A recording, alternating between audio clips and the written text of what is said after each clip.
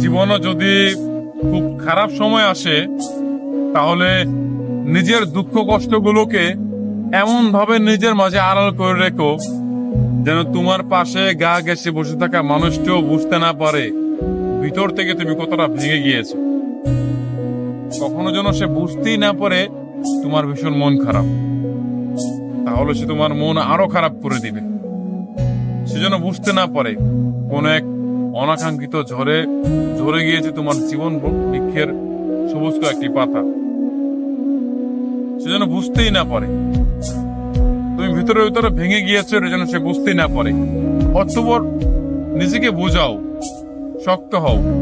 এই সামান্য ঝড়ে ঝরে যেতে নেই, সামান্য আঘাতে ভেঙে পড়তে নেই। মানুষ বড়ই নির্দয়, বড়ই নিষ্ঠুর। ভেঙে যাওয়া মানুষটাকে সে আরো বেশি করে ভেঙে দেয়। তুমি যদি মন খারাপ করে কাউকে কথাগুলো বলো, তবে সে তোমাকে আরো ভীষণ করে ভেঙে দিবে। যদি খুব বেশি কষ্ট হয়, তবে একা একা কান্না করো। দরজা বন্ধ করে একা রুমে নিজের কান্নাগুলো নিজের সাথে শেয়ার করো, নিজের দুঃখ কষ্টগুলো নিজের সাথে শেয়ার করো।